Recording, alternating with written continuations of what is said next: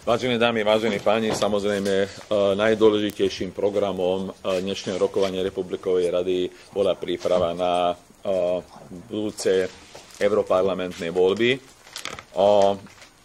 Dnes sme schválili aj kandidátku, ku ktorému sa dostanem, ale samozrejme aj vôbec teda kampaň, ktorá bude vedená ako pozitívna, to znamená, budeme vyzdvihovať a jednotliví naši kandidáti budú vyzdvihovať pozitíva nášho členstva v Európskom parlamente a samozrejme aj to, čo na jednej strane ako odborne cítia, že sú v tom silní, na druhej strane si myslíme, že je potrebné, aby ľudia o tom vedeli, čo všetko sa môže riešiť a ako sa má riešiť vôbec na pôde Európskeho parlamentu.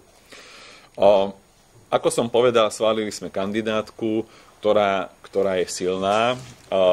Jednak máme tu prvých dvoch teda našich kandidátov. Chceli sme ešte aj kolegu tretieho, ale pán Šebej totiž, začnem tak.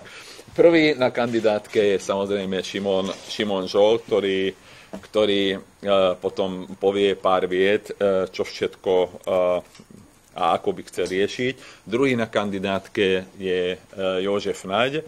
Tretí pán Šebej, ktorý momentálne s pánom Lajčákom riešia v jednej, dá sa povedať, médii ukrajinský problém až do jednej, takže nemôže sa zúčastniť. A keď chcete potom, samozrejme, môžem prečítať aj ďalšie mená na našej kandidátke, kde sú aj známi ľudia, aj z hľadiska strany sú tam aj ženy, sú tam teda aj členovia, povedzme, ženskej organizácie IDEA a takisto aj mládežníckej organizácie Juven. Okrem toho sme schválili rozpočet strany na rok 2014. To je dôležitý bod preto, lebo tento rok je supervolebný a samozrejme bez peňazí sa to nedá riešiť. Republiková rada sa rozhodla, že zvolá 8. snem strany na 13. septembra tu v Bratislave, kde samozrejme okrem toho, že budeme mať 5. výročie vzniku strany, okrem toho budú aj voľby od predsedu počnúc až po rôzne iné orgány strany. A samozrejme riešili sme aj ďalšie problémy, ale čo je ešte dôležité a čo musím vyzdvihnúť, prijali sme memorandum, ktorý už bol vám rozdaný. Dá sa povedať, ten návrh, o ktorom sme rokovali a ktorý potom vznikol ako memorandum, vyplýva z toho, že za posledný pol rok sme boli svedkami udalostí aj v rámci ľudovej platformy, ktoré si myslíme, že nútia stranu Most Híd pomenovať a formulovať postoj strany k tomu dianiu sa na pravej strane politického spektra. Tejto veci hneď na začiatku musím povedať, že strana Most Híd v rámci ľudovej platformy si snažila vždy dodržať dohody a vytvoriť takú maximálnu súdržnosť. Ale si myslíme, že posledné udalosti, a tam pomenujeme samozrejme aj voľby do regionálnych vyšších územných celkov, ale napríklad aj kandidáta, alebo vôbec hľadanie kandidáta ľudovej platformy na post prezidenta Slovenskej republiky, na voľby prezidenta Slovenskej republiky a následne rôzne udalosti jednoznačne hovoria o tom, že musíme znovu nejak vsunúť ako ústrednú postavu pravicovej politiky občana. Sme presvedčení, že všetky politické rozhodnutia musíme prispôsobiť tomu, či to je dobré pre občana, alebo nie. Ak je to dobré pre občana, musí to byť dobré aj pre politickú stranu. A práve preto sme sa rozhodli v tomto memorande pomenovať aj to, že naša strana sa bude snažiť na tejto ceste byť takým, ani nie lídrom, ale takým prvkom, ktorý toto bude presadzovať. Sme presvedčení, že práve tie udalosti posledných, dá sa povedať, 6-7 mesiacov hovoria o tom, že ľudová platforma má určité možnosti, ale funguje ad hoc. To treba vidieť a samozrejme tie očakávania boli oveľa vyššie, ale to neznamená, že by sme chceli vystúpiť z ľudovej platformy. To určite nie.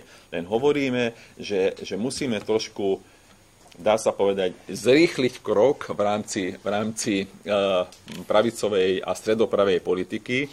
A samozrejme si myslíme, že pravica a stredopravá politika potrebuje nový dých a Slovensko potrebuje občiansku víziu.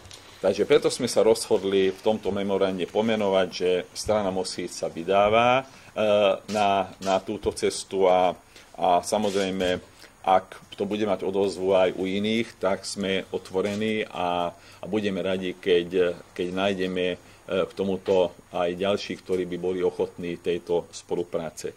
Takže mojej strany na začiatok by to asi bolo všetko. A bolo by dobré, keby tu kolegovia povedali pár slov jednak k tej kandidatúre do Európskeho parlamentu. Tak, dámy a páni, musím povedať, že je pre mňa veľmi ťažké, i keď som spolu s kolegami zakladal stranu Most Híd, prvýkrát sa postaviť na čelo kandidátky do Európarlamentu alebo vôbec byť prvým človekom na kandidátke. Som presvedčený, že táto kandidátka je dobrá. Som presvedčený, že ľudia, ktorí sú na tejto kandidátky, poznajú problematiku Európskej únie. Každý z nás vie k tejto problematike pridať svoju ruku. Trošku nás rozčuľuje, že mnohí na politickej scéne na Slovensku skôr kritizujú Európsku úniu. My sme presvedčení, že Európska únia dala strašne veľa pre Slovenskú republiku. Keď sa pozrieme na čísla z hľadiska, koľko platí Slovenská republika do Európskej únie, koľko dostávame, je jasné, že Európska únia prispela k mnohým pozitívnym veciam na Slovensku. Za jedno z takých priorít považujeme, aby strana, keď teraz sme vstúpili do Európskej ľudovej platformy, teda do EPP, aby sme boli úspešní aj vo voľbách a urobíme všetko preto, aby táto kandidátka bola úspešná, aby sme mali svojich predstaviteľov v Európskom parlamente. Pokiaľ sa tam dostaneme, samozrejme je otázka, čo budeme robiť. Jedna z takých mojich osobných priorít je, aby Európska únia sa pozrela na to, kde išli peniaze za tých 10 rokov členstva nových členských krajín, či naozaj tie peniaze pomohli znížiť regionálne rozdiely na Slovensku. Pretože sme presvedčení, že nie každý región sa rozvíjal z tých európskych peňazí rovnomerne a je treba sa na to pozrieť. Ale je treba, aby sme odstránili mnohé hlúpe smernice, ktoré sú typu zakrivenia uhoriek a podobne, alebo červenosti paradajok, aby sme riešili aj túto oblasť. Takže chceme sa zameriavať aj na tieto oblasti, ale takisto na oblasti menšinových práv ako takých v rámci Európskej únie. A v každom prípade my sme za to, že členstvo v Európskej únie Slovenskej republike dáva obrovskú stabilitu. Taká v úvodzovkách povedaná veľká krajina ako Slovensko by nemala takú stabilitu, pokiaľ by nebola súčasťou takého celku ako Európska únia a práve preto my chceme ísť cestou naďalej spolu s Európskou úniou v prospech občanov Slovenskej republiky a nie kritikou, ale konštruktívnym prístupom a toto je naše kredo. Sa páči, pána? Ja sa tiež len pridávam k tomu, že Európska únia podľa mňa oveľa viac priniesla pre Slovensko a nezaslúži si takú ostrú kritiku a také odmietanie, ako to možno vidíme. Bohužiaľ, ľudia sú náchylní skôr počúvať tú kritiku, preto sme sa rozhodli preto, aby tým ľuďom aby sme ukázali aj tie pozitívne stránky Európskej únie. Samozrejme, že Európska únia musí ísť ďalej po tej ceste dobrým smerom.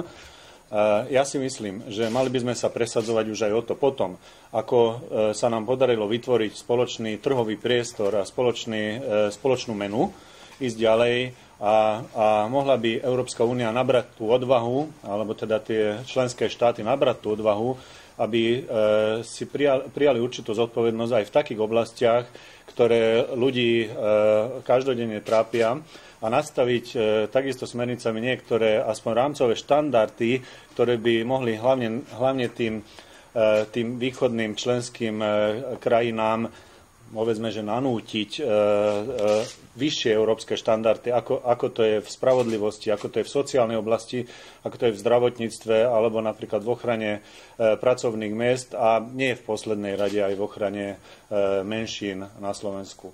Myslím si, že môžeme hovoriť takisto aj o konkrétnych cieľoch, podpore regiónov.